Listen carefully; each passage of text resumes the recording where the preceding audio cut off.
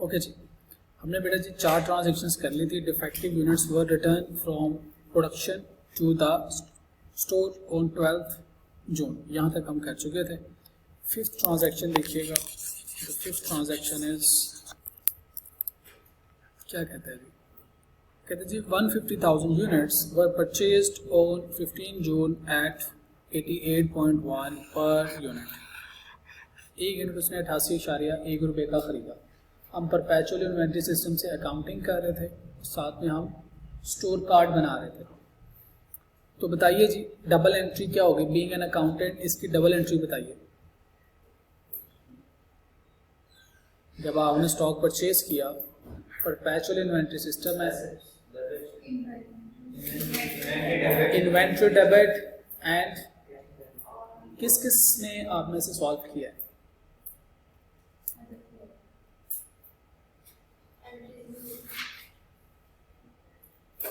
हाँ जी, inventory debit and what is credit? Cash भी क्रेडिट हो सकता है, बैंक भी हो सकता है और क्रेडिटर्स भी हो सकता है। लेकिन अमाउंट क्या होगी? That's the problem. Every purchase and purchase return पे we have to calculate new average rate. तो डबल एंट्री तो ठीक है, स्टॉक डेबिट या इन्वेंट्री डेबिट, और क्रेडिट क्या करेंगे? क्रेडिटर्स या अकाउंट्स पेबल या कैश। लेकिन अमाउंट क्या होगी? On every purchase and purchase return we have to calculate new average rate. तो उसके लिए हमें नीचे वर्किंग पे जाना पड़ेगा। स्टोर इंचार्ज साहब की वर्किंग देखते हैं कि what is to debit and what is to credit. ये देखिए जी 15 जून की ट्रांजैक्शन है। 150,000 यूनिट्स आए, 88.1 रुपीज़ का एक था। तो टोटल कितनी अमाउंट के यूनिट रिसीव हुए? 13,215,000। ये हमें यूनिट्स रिसीव हुए। जब ये यूनिट्स स्टॉक में जाएंगे, क्योंकि हम एफको मेथड पढ़ रहे हैं, तो एफको मेथड में क्या होता है? क्या अलग अलग इन्वेंट्री दिखानी है, एक इन्वेंट्री दिखानी है? जब एक इन्वेंट्री दिखानी है तो हमें एवरेज रेट कैलकुलेट करना होगा। तो एवरेज रेट कैलकुलेट करने का फॉर्मूला हमने कल पढ़ा था। What is the formula? हमने देखा सबसे पहले मैंने ओपनिंग कॉस्ट लिखी प्लस परचेजेस 1,321,000 ओपनिंग स्टॉक, उसकी टोटल कॉस्ट प्लस जो परचेज किया उसकी total cost dividing by opening cost के यूनिट्स, ये आ गए। एंड परचेज यूनिट्स कितने हैं जी? 150,000, ये आ गए 150,000। तो न्यूमिनेटर में आपने टोटल अमाउंट्स लिखनी है, कॉस्ट लिखनी है, और डिनोमिनेटर में टोटल यूनिट्स लिखने हैं। अब आपके पास टोटल कॉस्ट ऑफ स्टॉक है 21,930,000, 21 मिलियन, और टोटल यूनिट्स है 255 यूनिट्स। टोटल कॉस्ट को टोटल यूनिट से डिवाइड किया तो हमारा एवरेज रेट क्या आ गया? 86। इससे पहले एवरेज रेट था 83, अब एवरेज रेट क्या आ गया? 86 पर यूनिट। अब हमने जितने भी यूनिट्स इशू करने हैं उसकी कॉस्ट क्या चार्ज करेंगे? 86। क्लियर है जी हम इस पॉइंट पे बेटा जी?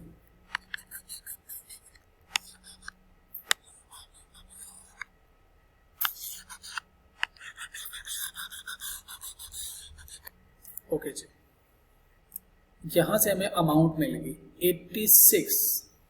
क्या डबल एंट्री करनी है हमने जी? डबल एंट्री तो अमाउंट यही है 1,321,500। हमने यहाँ पर वर्किंग की और इसकी डबल एंट्री पास कर देते हैं। Raw material inventory debit, creditor account credit, जितनी अमाउंट से खरीदा 1,321,500। तो it was not a problem, हमें सिर्फ क्वांटिटी को रेट से मल्टीप्लाई करना था एंड वी गॉट आवर। तो ये डबल एंट्री भी होगी, स्टोर कार्ड भी बन गया। तो एक तरफ हम स्टोर इंचार्ज बन रहे हैं, दूसरी तरफ हम अकाउंटेंट साहब बन रहे हैं। नेक्स्ट सेक्शन पे मूव करते हैं। फिफ्थ के बाद सिक्स ट्रांजैक्शन देखते हैं।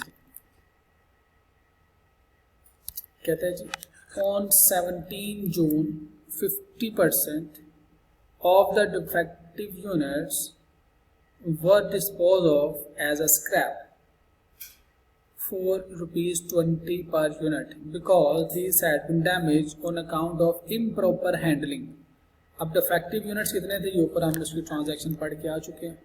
5,000 units were return from production to store on, नहीं कितने डिफेक्टिव यूनिट्स, हाँ यही है, ये जो 5,000 यूनिट्स हैं जो स्टोर में वापस आए थे, उसमें से 50% आपने वापस कर दिए डिफेक्टिव यूनिट्स। ये 5,000 यूनिट्स डिफेक्टिव थे, इसका 50% क्या हो गया, डिस्पोज ऑफ कर दिया, 20 रुपये से बेच दिया।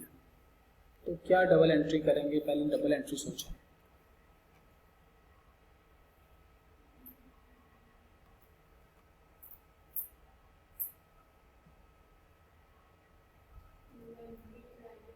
इन्वेंट्री क्रेडिट, लेकिन किस अमाउंट से, 20 रुपये के लिहाज से किसी और अमाउंट से। क्यों, इन्वेंट्री की कॉस्ट तो ये थी नहीं, इन्वेंट्री जिस वैल्यू पे पड़ी है उसी वैल्यू पे इशू होगी ना। स्टोर इंचार्ज के पॉइंट ऑफ व्यू सोचें, वो तो उसी वैल्यू पे इशू करेंगे। कितनी कॉस्ट थी जब ये वापस आए, एवरेज कॉस्ट क्या है, लेट्स सी। एवरेज कॉस्ट क्या थी डिफेक्टिव यूनिट से पहले, हमने अभी एवरेज कॉस्ट कैलकुलेट की। वे जैसे डिफेक्टिव यूनिट्स 2500 यूनिट्स आपने बेचे। जब आप 2500 यूनिट्स बेच रहे हैं, वाई आर यू टंगिंग मी, ये है जी। जब आप 2500 यूनिट्स बेच रहे हैं बेटा जी, ये 2500 यूनिट्स डिफेक्टिव आपने बेचे, इससे पहले एवरेज रेट क्या था, 86। जो स्टोर इंचार्ज है उसने तो 86 पे इशू करना है, और उसकी अमाउंट कितनी है, 215,000। तो डबल एंट्री क्या होगी, इन्वेंट्री बेच दी गई है ना, तो डबल एंट्री क्या होगी, इन्वेंट्री क्रेडिट, और डेबिट क्या होगा, cash. What is to debit,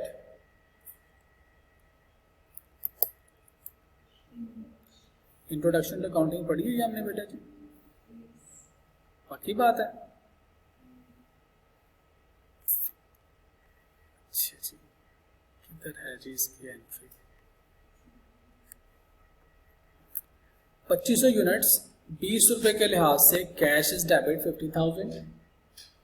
2500 units 86 के लिहाज से 2500 ज़रब 86 इसके लिहाज से 215 क्रेडिट। इन्वेंट्री में से तो कॉस्ट में निकलेंगे ना 2,15,000। जो बैलेंसिंग फिगर है that will go to the FOH। ये आपका लॉस हो गया, the loss will be charge to the factory overhead. ये अब नॉर्मल लॉस है, इसलिए अपने फैक्ट्री ओवरहेड को चार्ज कर दी। एग्रीड। अब नॉर्मल लॉस की एंट्री सीखी थी आपने, अगर आपको हल्का हल्का सा याद है, तुम्हें याद हो कि ना याद हो, मुझे सब याद है। तो this is the double entry बेटा जी। कैश आपके पास कम पैसों से है 20 रुपये के लिहाज से, लेकिन इन्वेंट्री आपकी गई है 86 रुपीज़ वाली। तो इन्वेंट्री की मालियत थी 215, मिला 50,000। बाकी डिफरेंस क्या है, it's a loss to the business, और हमने चार्ज कर दिया किसको, हमने चार्ज कर दिया किसको, FOH को। तो डबल एंट्री भी आ गई हमें। स्टोर इंचार्ज का तो लॉस से ताल्लुक ही नहीं, ये तो अकाउंटेंट का काम है। पैसे किसको मिले हैं, अकाउंटेंट को। स्टोर इंचार्ज तो अपनी कॉस्ट पे निकालना है वहां से सामान। क्लियर हो गया कि हमें, ओके आगे चलें।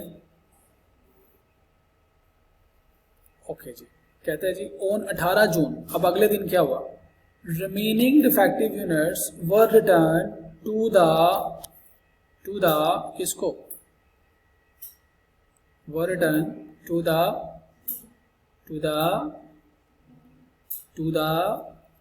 आवाज नहीं आ रही आप लोगों की। कहते हैं जी return to the supplier for the replacement remaining defective. कितने यूनिट्स रह गए थे, 2500। अमाउंट कितनी, एक यूनिट कितने का, 86 रुपीज़ का। 2500 यूनिट्स, एक यूनिट 86 का, तो ये किसको वापस चले गए हैं, सप्लायर को। अब जरा सोच के बताइए, अकाउंटेंट बन जाइए एक लम्हे के लिए, अकाउंटेंट साहब क्या डबल एंट्री करेंगे। स्टॉक में क्या हुआ, इंक्रीज या डिक्रीज, स्टॉक कम हो गया, स्टॉक कम हो तो डेबिट करते हैं क्रेडिट, तो इन्वेंट्री क्रेडिट हो गया, raw material inventory credit, debit. आपने उसके पैसे पे करने थे, तो जो क्रेडिटर है उसका बैलेंस कम हुआ, लाइबिलिटी कम हो तो क्या करते हैं, डेबिट। तो क्रेडिटर टू स्टॉक हम एंट्री कर सकते हैं, क्रेडिटर टू इन्वेंट्री एंट्री कर सकते हैं। अमाउंट क्या हो गया जरा सोच के बताइए, डिफेक्टिव यूनिट्स हैं, अमाउंट क्या होगी, जितने का खरीदा था उसको उतने का वापस करना है या अमाउंट चेंज करेंगे, जितने का खरीदा उतने का वापस करेंगे। विच वर परचेज्ड ऑन 5 जून, जो 5 जून को खरीदे थे, ये वो यूनिट्स हैं जो हम उसको वापस कर रहे हैं। तो अब 5 जून को कितने का खरीदा था, जितने का उससे खरीदा था उतने का वापस करना है। अब इसको आप एवरेज रेट चार्ज नहीं करेंगे, नहीं, हमने कितने का खरीदा था 85 का, ओके 85 का वापस करेंगे। कितनी तारीख को, 5 जून, किधर है जी 5 जून, 5 जून ये है जी, ये वाला यूनिट उसको वापस किया, 85 रुपीज़ का ही खरीदा था। हमारे पास एवरेज कॉस्ट क्या चल रही है 86, लेकिन हमने उसको वापस कितना करना है 85 का। तो बेटा याद रखिएगा, जब भी आप एफको मेथड करेंगे तो आपको रिवाइज रेट कैलकुलेट करना पड़ेगा। कब जब आप परचेजेस करेंगे और परचेज रिटर्न करेंगे, ये दो ट्रांजैक्शन के टाइम पे आपको रिवाइज एवरेज रेट कैलकुलेट करना होगा। तो हमने परचेज के टाइम का सीख लिया, अब सेल के टाइम का सीखते हैं, रिटर्न के टाइम का सीखते हैं। आपने 2500 यूनिट्स वापस किए, 2500 यूनिट्स आपने वापस किए हैं। डेट क्या थी बेटा जी, रिटर्न टू सप्लायर 18 जून को आपने वापस किए, राइट।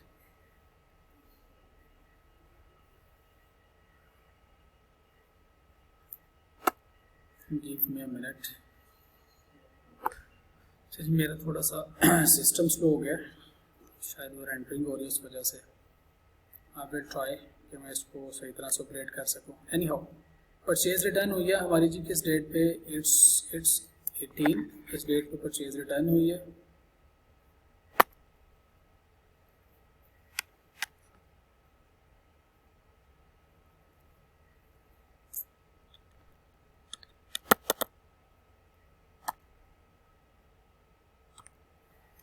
ओके जी, रिटर्न टू सप्लायर 2500 यूनिट्स वापस किए, चूंकि हमने उससे 85 रुपये का ख़रीदा था तो 85 रुपये का ही वापस करेंगे। तो कितनी अमाउंट के वापस जाएंगे उसको यूनिट्स, 212500। तो डबल एंट्री क्या होगी, creditor debit and inventory credit, amount is 21500।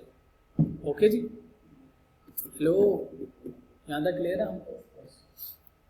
इसकी डबल एंट्री देख लें, फिर आपको इसकी कैलकुलेशन सिखाता हूँ। What is the double entry, creditor account debit, creditor account debit, raw material credit, clear. Perpetual inventory system, एफको मेथड। अब एफको में देखते हैं, परचेज रिटर्न हुई है तो we have to calculate the revise rate. ये ट्रांजैक्शन है जी हमारे पास 18 जून की, तो देखिएगा प्लीज। अब ऐसे कैलकुलेट करनी है, opening amount of inventory minus जो आपने इन्वेंट्री वापस की है, कितनी वापस की है 2,12,500। ये देखिएगा बेटा, जिसके दरमियान में माइनस आ गए। जब खरीदेंगे तो ऐड कर रहे हैं, जब बेच रहे हैं तो माइनस कर रहे हैं। ओपनिंग स्टॉक कितना था 222,500, और जो वापस किया वो कितना है -2500। तो जब खरीदेंगे तो ऐड हो जाएगा, दोनों ऊपर अमाउंट भी ऐड होगी, नीचे क्वांटिटी भी ऐड होगी, एवरेज आउट कर रहे हैं। जब वापस करेंगे तो माइनस। तो टोटल अमाउंट की इन्वेंट्री होगी 1,89,22,500। ये मैंने आप यहाँ पे लिख दी, 1,89,22,500 dividing by total quantity, and the revise rate is again 86। आप देखेंगे 86 पॉइंट समथिंग आ रहा होगा, बड़ा नॉमिनल सा डिफरेंस आएगा, इसीलिए 86 again the new average rate. तो हमें सीखने को क्या मिला, जब भी हम परचेजेस करेंगे या जब भी हम सेल्स करेंगे, एफको मेथड में we have to calculate the revise rate. Okay, next transaction पर मूव करते हैं।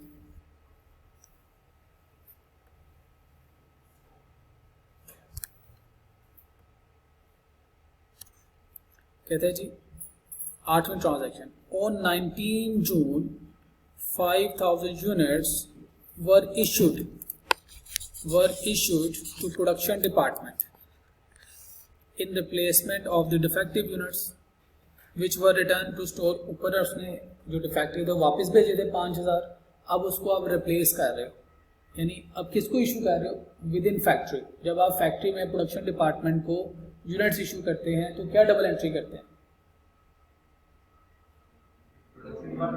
जी, work in process account debit and raw material inventory credit. Amount क्या होगी 5,000 यूनिट्स, और हमारा एवरेज रेट क्या चल रहा है 86। अब हमें दोबारा एवरेज रेट कैलकुलेट करने की जरूरत नहीं है।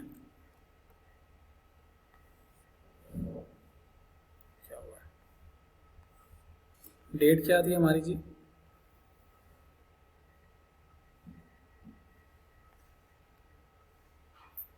उन्नीस जून। Work in process account debit, ये क्या होगा इसको?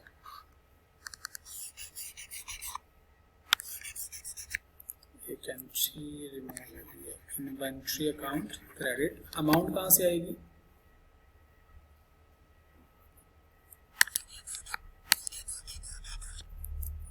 जून। हमने इनको 5000 यूनिट इशू किए बेटा जी, और रेट क्या था? 86। मल्टीप्लाई करें, क्या जवाब आता है?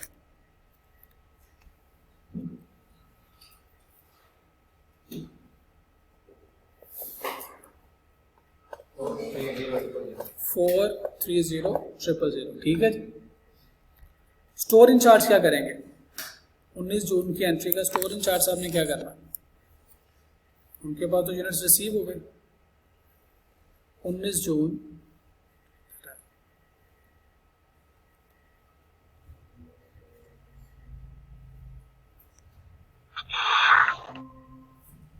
उन्नीस नहीं था, 20 था। नहीं, ये मेरे पास ना इसमें ट्रांजैक्शंस ऊपर नीचे हो गई हैं। एनी हाउ 19 जून क्या किया जी? Replacement of units, work in process को इशू किया। कितने बेटा जी आपने? 5000 यूनिट्स। रेट क्या चार्ज करेंगे? 86। और अमाउंट कितनी बनती है अभी आपने बनाई है, बताइएगा? 430,000। अब आपके बैलेंस में कितने यूनिट्स रह जाएंगे? 2,20,000 में से 5,000 माइनस करेंगे तो 2,15,000 units. 86 is the rate and total amount is 1849,000। Clear है जी?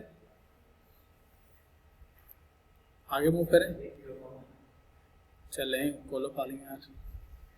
नेक्स्ट ट्रांजेक्शन देखिएगा बेटा जी। कहता है जी on June 20 the supplier deliver 2500 units in replacement of defective units which had been return by QL। 2500 unit जो ऊपर उन्होंने वापस किए थे सप्लायर को, वो उन्होंने फिर आपको दे दिए। किस रेट पे दिए होंगे ज़रा सोच के बताइए। आपने 85 रुपये का ख़रीदा, फिर जब उसको वापस किया फिर 85 रुपये का वापस किया, अब उसने फिर रिप्लेस कर दिया, कोई अमाउंट नहीं मेंशन की, तो कितने का आपको दिया होगा उसने? 85 रुपीज़ में ही दिया होगा। तो आपके पास 2500 यूनिट्स आ गए। What will be the double entry? हाँ जी, raw material inventory debit and credit क्या करेंगे?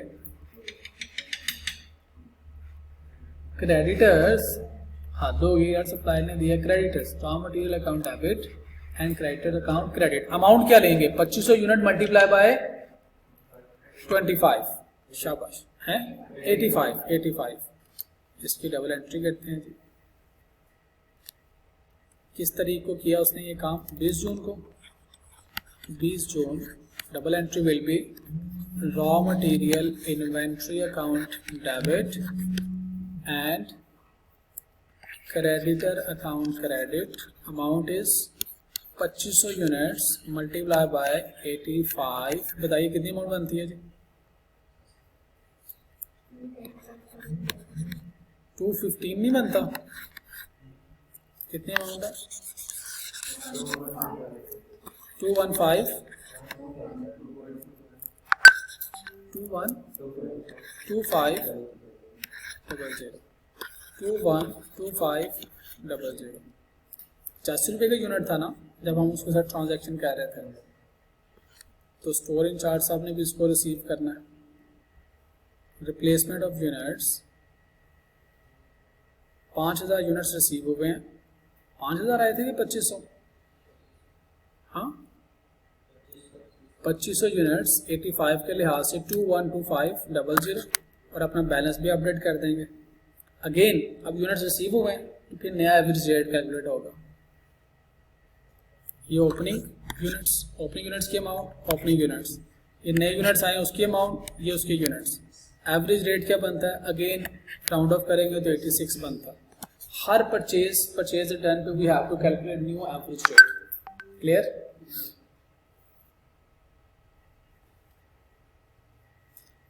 कोई नई बात तो नहीं है जो आपने इंट्रोडक्शन टू अकाउंटिंग में पढ़ी थी। 150,000 units were issued from store on June 21। 150 units issue है। रेट क्या चल रहा है हमारे पास अभी? 86। क्या डबल एंट्री करेंगे जब प्रोडक्शन डिपार्टमेंट को इशू हुए? Work in process account debit and inventory account credit. तो ये डबल एंट्री हो गई। और स्टोर इंचार्ज को भी देखते हैं वो क्या करते हैं।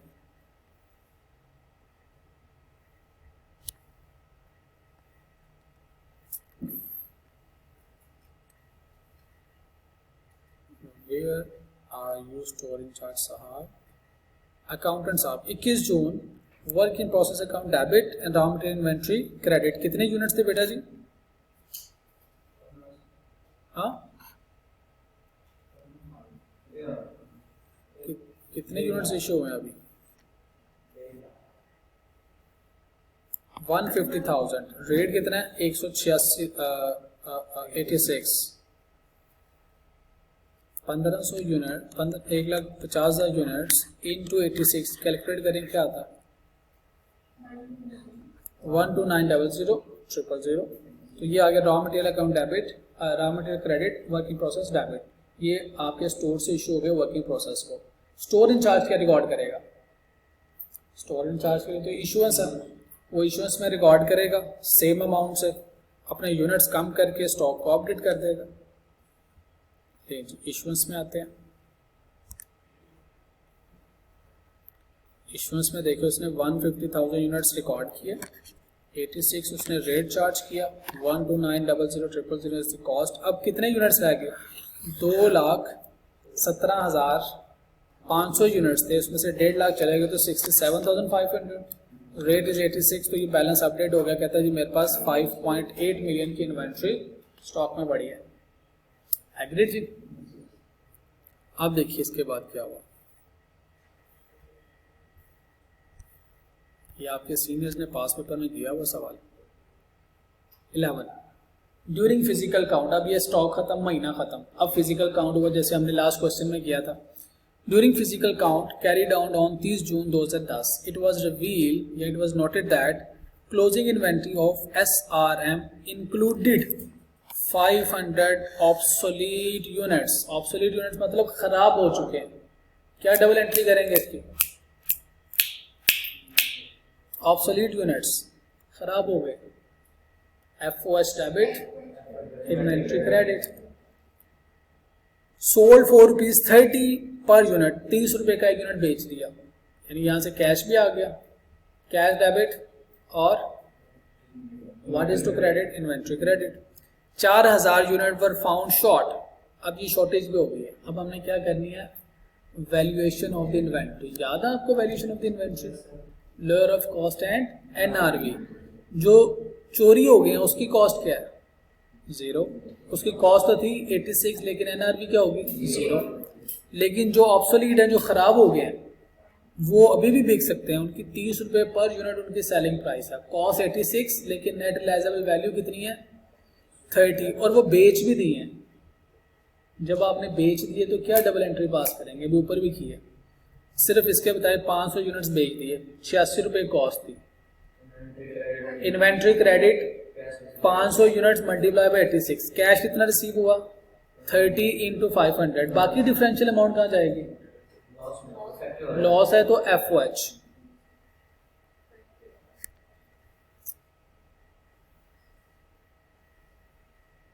ठीक है जी। कैश आपको कितना मिलेगा? 15,000। यूनिट्स कितने थे? 500 यूनिट्स थे। मल्टीप्लाई बाय एक कितने का था? 30 रुपए का। तो कितने पैसे मिले? 150,000 कैश मिल गया। इन्वेंट्री में से कितनी अमाउंट को क्रेडिट होना जी? इन्वेंट्री ये यहाँ पे लिखा गया है, इन्वेंट्री 500 यूनिट्स, लेकिन आपका रेट क्या चल रहा था? 86। कितनी अमाउंट बनती है?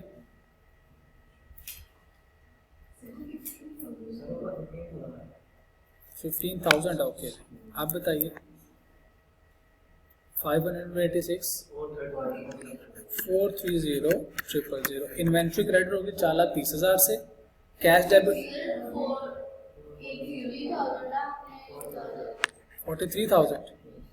43,000 से इन्वेंट्री क्रेडिट होगी।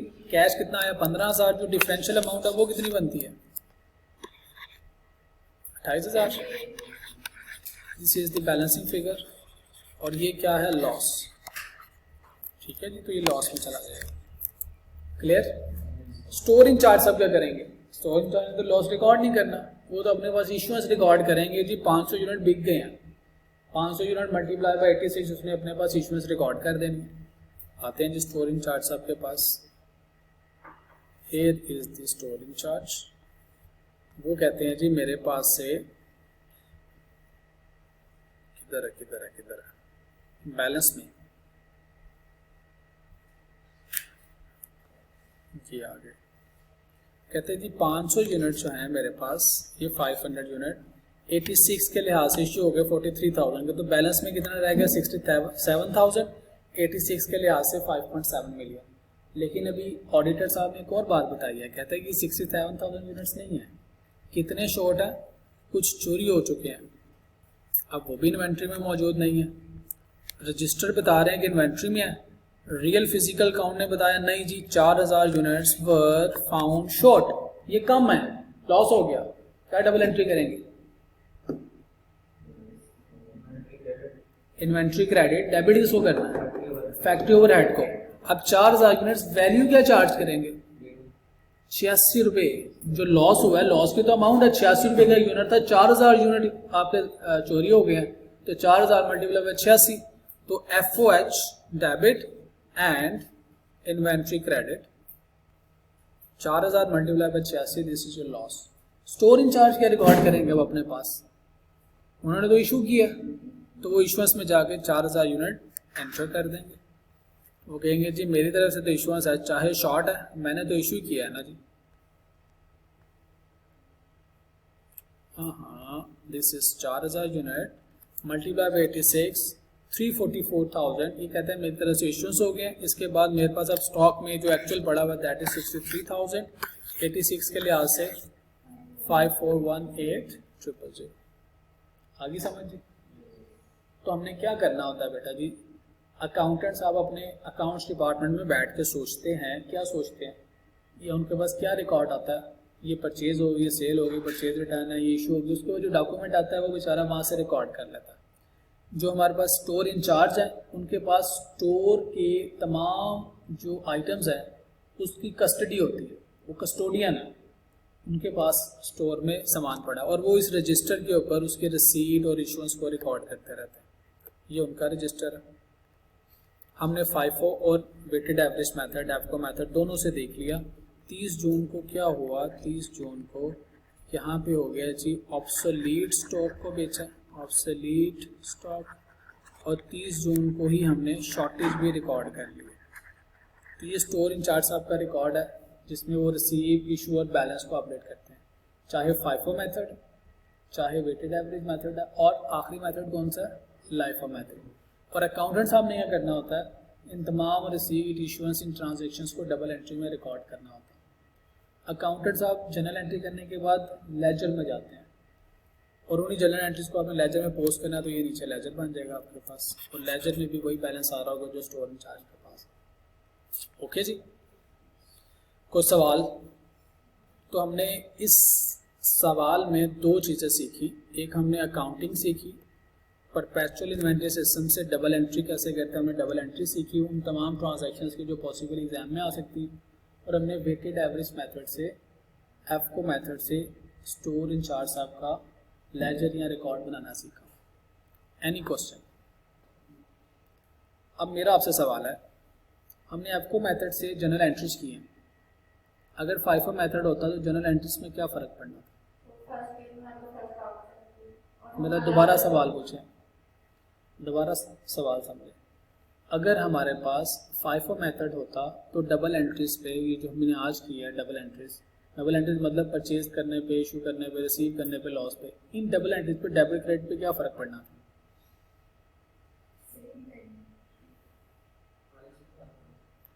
कोई फर्क नहीं पड़ना था, डेबिट क्रेडिट पे कोई फर्क नहीं, सिर्फ अमाउंट चेंज होंगी। फाइफो है तो फाइफो के मेथड से इशू करेंगे तो उसके रेट चार्ज हो जाएंगे, सिर्फ अमाउंट्स में तब्दीली आएगी लेकिन डबल एंट्री पे कोई तब्दीली नहीं आएगी, इसलिए मैंने फाइफो कराते हुए डबल एंट्रीज नहीं कराई। एग्जाम में भी वो जब सवाल पूछेगा, अगर वो पूछेगा तो इसी लेवल का सवाल आएगा, इससे मुश्किल नहीं पूछ सकता। ये तब का सवाल है जब कैफ 8 होता था, तो इससे मुश्किल सवाल नहीं पूछ सकता। वो डबल एंट्रीज पूछता है आमतौर पे, ये ट्रांजैक्शन ज़्यादा आपसे कम पूछेगा। एफको मेथड में वो आपसे स्टोर कार्ड भी बनवा सकता है और डबल एंट्रीज भी पूछ सकता है, क्योंकि इसमें थोड़ी सी कॉम्प्लिकेशन आती है। जब परचेज आपने नहीं की तो नया रेट, जब आपने परचेज रिटर्न की तो नया रेट, तो वो बच्चे अमाउंट लिखते हुए मिस्टेक कर देते हैं, तो यहीं पे वो आपके साथ प्ले करता है और यहीं पे सवाल पूछ सकता है। जो फाइफो है वो नहीं पूछ सकता, वो तो स्ट्रेट फॉरवर्ड नंबर देकर आपको पास करने वाली बात है। क्या वो चाहता है कि आप पास हो? वो चाहता है आप पास हो। मैं सही कह रहा हूँ, वो चाहता है कि आप पास हो जाएं, यकीन कर लें। अच्छा, जिससे आगे मूव करते हैं।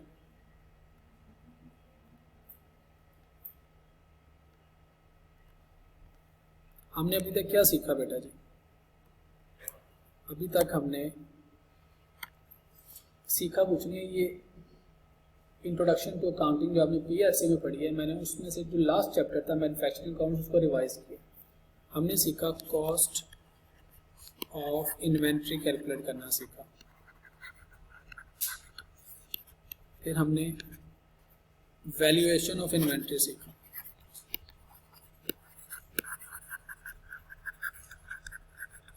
इसमें हमने एनआरवी सीखी कि साल के एंड पे हमें कैसे इन्वेंट्री को वैल्यू करना है, lower of cost and NRV पे। फिर हमने कॉस्ट फार्मूला सीखा जिसमें फाइफो एंड एफको है। फाइफो हमने लास्ट लेक्चर में सीख लिया था प्रीवियस वीक में, और एफको हमने अभी सीख लिया। हमने जर्नल एंट्री सीखी परपेचुअल मेथड से। परपेचुअल और पीरियोडिक में क्या फ़र्क आएगा? परपेचुअल में जब भी स्टॉक की बात होती है तो इन्वेंट्री को डेबिट क्रेडिट करते हैं, और परपेचुअल में क्या होता है? परचेजेस आ जाती है, परचेजेस को डेबिट क्रेडिट करते हैं, इतना सा। पीरियोडिक में परचेजेस को डेबिट क्रेडिट करते हैं, इतना सा फ़र्क है। तो हमने परपेचुअल से जनरल एंट्री सीखी। ये 4 काम, इसमें से कोई नई बात कॉस्ट अकाउंटिंग में नहीं है, ये सिर्फ मैंने आपको रिफ्रेशर दिया इंट्रोडक्शन टू अकाउंटिंग का, क्योंकि आगे कई जगहों पे जाके ये एंट्रीज यूज़ होती हैं, लिहाजा इसको रिवाइज करना ज़रूरी था।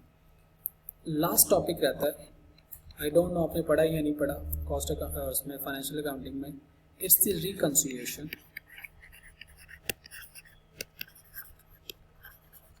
ऑफ क्लोजिंग इन्वेंट्री, जो कि बैकवर्ड भी हो सकती हैं, फॉरवर्ड भी हो सकती है। ये कब होता है? ये वाला टॉपिक कब आपको ज़िंदगी में काम आएगा? व्हेन, मैंने अपनी ज़िंदगी में इसकी प्रैक्टिकल एप्लीकेशन देखी हुई है। When closing inventory could not, could और वुड दोनों हो सकता है, कुड और would not count on year end date.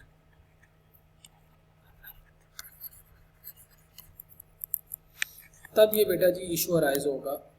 आपको पता चल रहा है कि आज 26 दिसंबर है और धरना आने वाला है, अनाउंस हो गया हुआ है कि 30 दिसंबर को धरना है।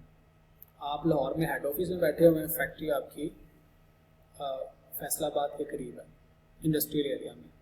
अब जब धरना है तो इसका मतलब रास्ते सारे ब्लॉक हो गए हैं। आज 26 दिसंबर है और 30 दिसंबर को धरना होना है, 31 दिसंबर आपका साल ख़त्म होता है। अब आपको यकीन है कि आप 31 दिसंबर को फैक्ट्री नहीं पहुंच सकते, तो क्या करेंगे? तो आज बैठ के आप प्लान करेंगे, अच्छा हम ऐसा करते हैं, हम 31 दिसंबर की बजाय 27 या 28 दिसंबर को जाके फिजिकली स्टॉक काउंट कर लेते हैं। चाहिए कब का? 31 दिसंबर का, लेकिन हम प्लान कर रहे हैं कि हम पहले ही काउंट कर लेते हैं, शायद 27 को, शायद 28 को, शायद 29 को, ताकि रास्ते बंद होने से पहले पहले मेरा फिजिकल काउंट आ जाए। अब प्रॉब्लम क्या आएगा? अगर मैंने 28 दिसंबर को काउंट कर लिया तो 29, 30, 31 इस तमाम इन तीनों दिनों के अंदर तमाम ट्रांजैक्शंस जो हैं वो तो हमारे रिकॉर्ड में नहीं आई। इसमें कुछ नया स्टॉक आया होगा अगर ख़रीदा तो, अगर बेचा तो स्टॉक कम हो गया होगा। अब ज़रा सोचें, आपके पास 27 दिसंबर का बैलेंस आ जाए, 27 दिसंबर को लेट सपोज 27 दिसंबर को लेट सपोज आपके पास 1 लाख रुपए का बैलेंस आ गया। आपने फिजिकल काउंट किया 1 लाख रुपए बैलेंस आ, लेकिन हमें कब का चाहिए? हमें तो चाहिए 31 दिसंबर का। अब क्या करें, कैसे पहुंचे? इस दरमियान में कुछ परचेजेस हुई होंगी और वो परचेजेस मुमकिन चांस है कि हमारे स्टॉक में पड़ी होंगी, कह सकता हूँ या नहीं?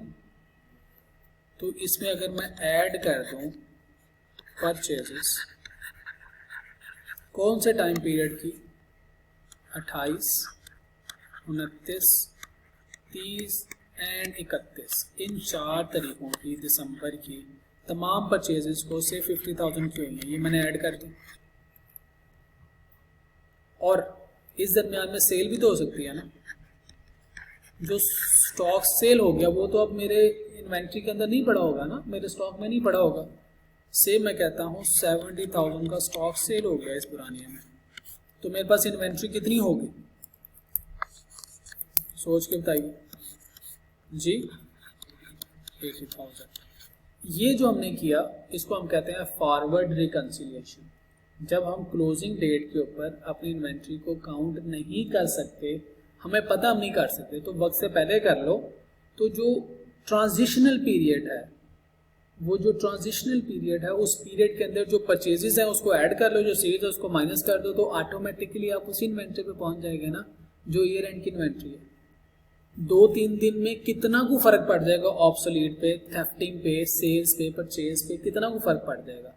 27 की आपने इन्वेंट्री ये वाली देख ली, बाकी इन दोनों की रसीदें ले लो, ये बता देंगे इन दिनों में क्या परचेज किया, उसकी रसीदों में ऐड कर दो, रसीदों से देख के जो सेल किया रसीदें ले लो, लेस कर दो, तो आपके पास क्लोजिंग स्टॉक आ जाएगा। एग्रीड और नॉट? अब ये तो एक सिचुएशन आ गई, दूसरी सिचुएशन पे चलते हैं। इसको हम कहते हैं कि फॉरवर्ड रिकंसिलिएशन। दूसरी सिचुएशन क्या है? इसको हम कहते हैं बैकवर्ड रिकंसिलिएशन। आपने अच्छा खासा प्लान किया होगा कि मैंने 31 दिसंबर पे जाकर स्टॉक काउंट करना, ठीक है, प्लान किया हुआ था। 30 दिसंबर की शाम को गाड़ी भी बुक कर ली। 31 दिसंबर को जब उठे जाने लगे तो देखा धुंध है, मोटरवे बंद, नहीं जा सकते, वापस आ गए। आगे खबरें लगाई तो पता चला अगले 5 दिन तक धुंध के इम्कान है, बारिश के इम्कान है, तो लिहाजा मोटरवे बंद, कोई रास्ता नहीं खुला हुआ, तो वह 5 दिन तक नहीं जा सकते फैक्ट्री में। There is a problem. अब आपको चाहिए क्या? आपको तो चाहिए 31 दिसंबर पे स्टॉक की क्या वैल्यू थी ये चाहिए, लेकिन 31 दिसंबर को तो आप स्टॉक काउंट ही नहीं कर सके। 6 तारीख को मौसम साफ हुआ, अब आप फैक्ट्री जा सके। अब आपने फैक्ट्री जाके 6 दिसंबर को देखा, 6 जनवरी 23 ये 22 का स्टॉक चाहिए। आपने जाके देखा जी मेरे स्टॉक में 150,000 स्टॉक पड़ा हुआ, यूनिट्स पड़े हुए हैं, जो टोटल अमाउंट ऑन यूनिट्स की वो 150,000 है, लेकिन मुझे कब की चाहिए? 31 दिसंबर की। अब क्या करूँगा? अब मुझे बैकवर्ड आना है, वापस आना है। इन 6 दिनों में जो सेल्स हुई हैं वो मेरे 31 दिसंबर का क्लोजिंग स्टॉक होना चाहिए था ना। तो अब हाँ जी, सही जगह पहुंच गए आप। अब जो सेल्स हुई हैं ड्यूरिंग द पीरियड, यानी 01, 02, 03, 04, 05 एंड 06, दिसंबर की जो 6 दिन है इसमें जितनी सेल्स हुई हैं इसको मैं वापस ऐड कर दूंगा। से मैं कहता हूँ 1 लाख रुपए की सेल्स हुई हैं, लेकिन इस दौरान में कुछ परचेजेस भी तो हुई हैं ना, लेकिन वो 31 दिसंबर से रिलेटेड तो नहीं है, इसके अंदर आ रही हैं, लेकिन 31 दिसंबर से रिलेटेड नहीं है परचेजेस। 31 दिसंबर पे तो स्टॉक था ही नहीं, लेकिन इस 150 में शामिल है, उसको मैं लेस कर देता हूँ, परचेजेस से 50,000। तो अब जो मेरे पास बैलेंसिंग फिगर आएगी, that will be my stock on 31 दिसंबर 2022, 200,000। ये बात समझ आइए। इसको हम कहते हैं बेटा जी बैकवर्ड रिकंसिलिएशन। कब जरूरत पड़ेगी? जब हम ईयर एंड पे जाके स्टॉक को काउंट नहीं कर सके, फिजिकली नहीं गिन सके, तो हम किसी भी एक डेट पे काउंट कर लें। अगर हमने ईयर एंड से पहले काउंट कर लिया तो ईयर एंड तक पहुंचते हुए फॉरवर्ड आगे जाना है, तो फॉरवर्ड रिकंसिलिएशन। अगर ईयर एंड के बाद काउंट किया तो हमें वापस आना है, तो बैकवर्ड रिकंसिलिएशन। Make sense?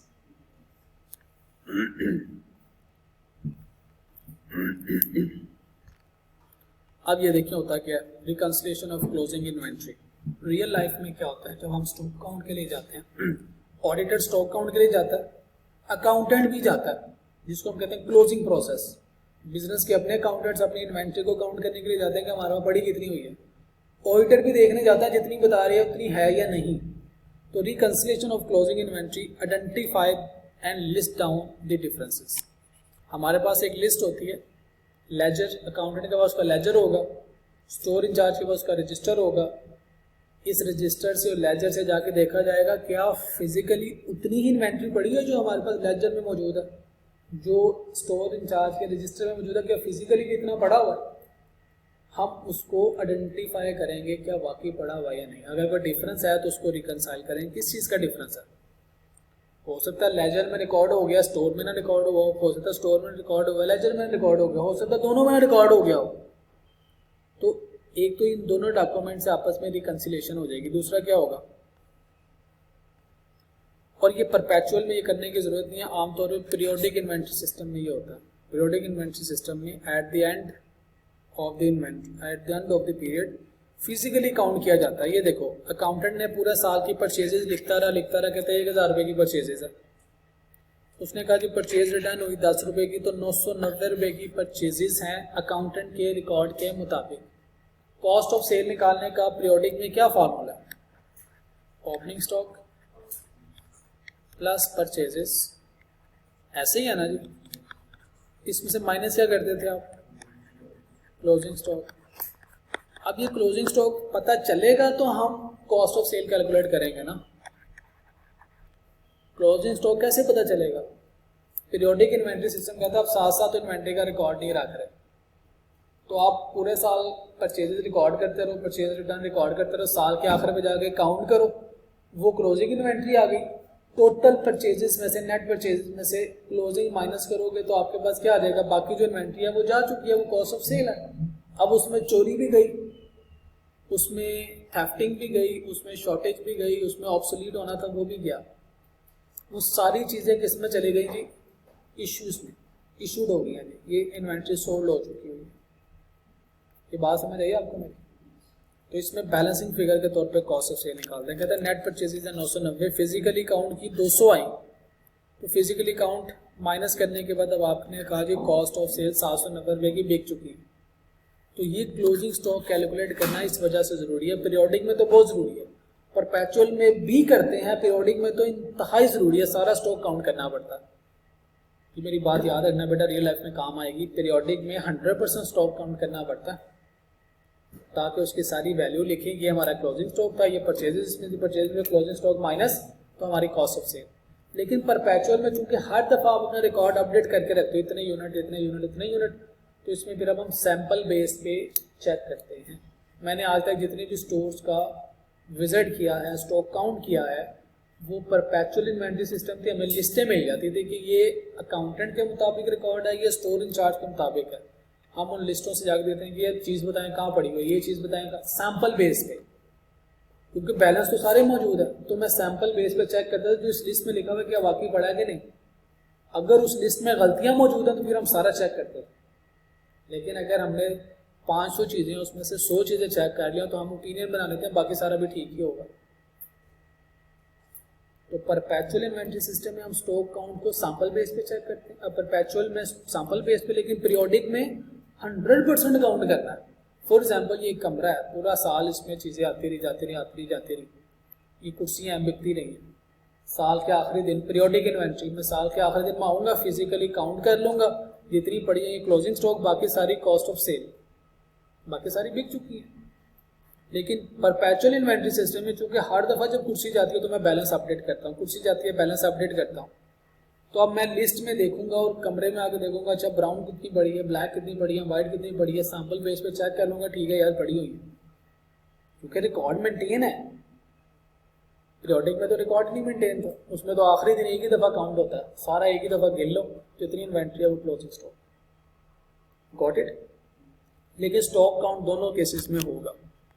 कहता है due to certain reasons flood, strike, death, inventory could not count on closing date. तो ये मैंने आपको बता दिया अभी। बैकवर्ड रिकंसिलिएशन और फॉरवर्ड रिकंसिलिएशन, सवाल देखिएगा। अच्छा ये इसके फॉर्मेट्स दिए हुए हैं। कहता है if inventory is taken on earlier date, पहले का अर्लियर एंड से, the following adjustments are required to arrive at the inventory on the closing date. अब ये उसने ट्रांजैक्शंस बता दी। पहली ट्रांजैक्शन जो इस दौरान में परचेजेज हुई, जिस दिन हमने काउंट किया, और जो ईयर एंड होगा, इस दरमियान में जो परचेजेज हैं वो add, sales return add, overcasting inventory ज़्यादा लिखी गई थी तो ऐड, अंडरकास्टिंग थी कम लिखी गई थी तो ऐड, गलती से inventory wrongly taken as asset. आप ओरिएंट हो, एसी पड़े हुए हैं सारे, आपने गलती से एसी को उठा के फिक्स एसेट में लिख दिया, जबकि वो तो आपकी इन्वेंट्री थी, बिकने वाला था। अगर गलती से आपने इन्वेंट्री को इस दौरानिए में लिख दिया हुआ एसेट के तौर पे, तो कहता है वापस इन्वेंट्री लिखो। तो इन्वेंट्री ये करेक्शंस है, एरर इसी दौरान में ठीक करो, ये भी एरर। ये क्या है, लैक ऑफ इंफॉर्मेशन। इस दौरानिए में आपने ऑर्डर किया हुआ है, आपका सामान आ रहा है, आपका ड्राइवर लेके आ रहा है, रास्ते में सप्लायर को पेमेंट की, उसने आपकी गाड़ी में लोड कर दिया, आपका ड्राइवर है, अब वो लेके आ रहा है, रास्ते में कराची से लाहौर आते हुए उसको 2 दिन लगने, दरमियान में ईयर एंड आ गया, इसको हम कहते हैं इन्वेंट्री इन ट्रांजिट। किसकी इन्वेंट्री है, फिजिकल तो पड़ी नहीं हुई, तो क्या करो, उसको अब ऐड करो, आपकी इन्वेंट्री है, जब आपने काउंट किया तब नहीं पड़ी हुई थी, इन्वेंट्री इन ट्रांजिट था तो ऐड कर दिया। लेस क्या करना है, सेल्स पहले बात, लेकिन ऐड कॉस्ट करनी है, यहाँ पे बच्चे गलती करते हैं, ऐड कॉस्ट करनी है। परचेज रिटर्न माइनस करेंगे, ओवरकास्टिंग ज़्यादा लिखी हुई है तो रिकंसिलिएशन करते हुए ठीक कर दो। Fix asset wrongly taken is inventory, fix asset था गलती से इन्वेंट्री में आ गया तो ये भी एरर है, इसको भी ठीक कर दो। एनी थर्ड पार्टी इन्वेंट्री, आपने एक बंदे को कुर्सियाँ बेच दी हैं, पैसे दे गया, ठीक है, लेकिन उसने कहा जी कुर्सियाँ मेरी रख लो, मैं कल ले जाऊँगा, तो अब ये इन्वेंट्री किसकी है, आपकी तो है नहीं, आप तो बेच चुके हैं, तो जिसकी है उसकी मलकियत है। फिजिकल काउंट करते वक्त गलती से आपने अपनी इन्वेंट्री में लिख दिया तो उसको आप क्या कर दो, लेस कर दो, ये भी एरर है। फिर कहते हैं any goods included in inventory but title of such goods have been transferred to buyer, ये ऊपर वाली बात ही आगे थर्ड पार्टी इन्वेंट्री।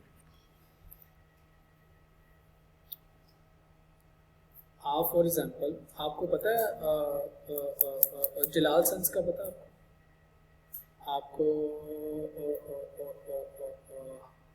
एच के बी का पता है, हाजी करीम बाग, एच के बी डिपार्टमेंटल स्टोर है, एच के बी नहीं पता। अच्छा एच के बी का मैं आपको मॉडल बताता हूँ, एच के बी का मॉडल क्या है, एक और सोचता हूँ,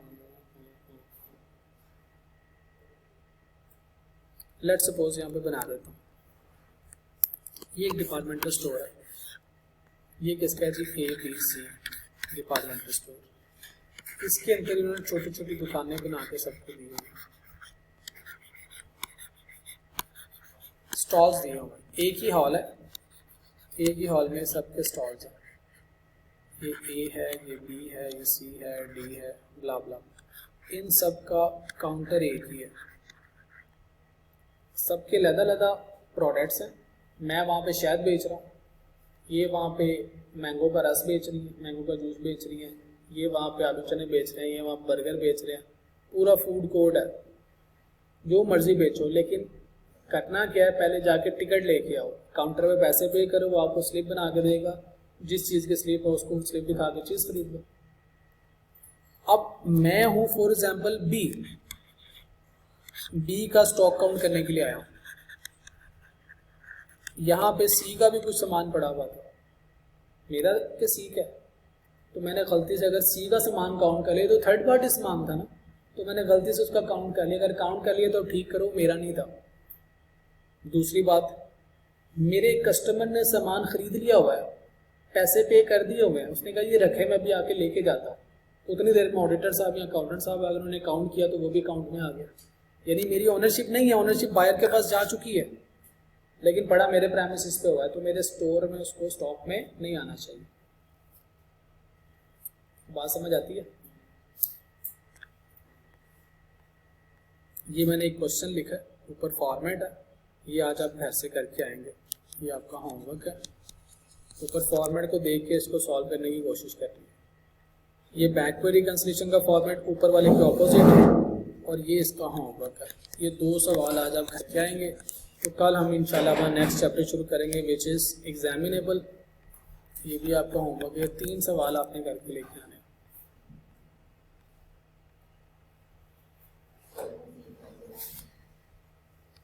ये भी आपका होमवर्क आज जो हमने जनरल एंट्रीज कंप्लीट किए हैं, ये भी उससे रिलेटेड सवाल है, और सेम वही सवाल है वेटेड एवरेज मेथड से आपने करना।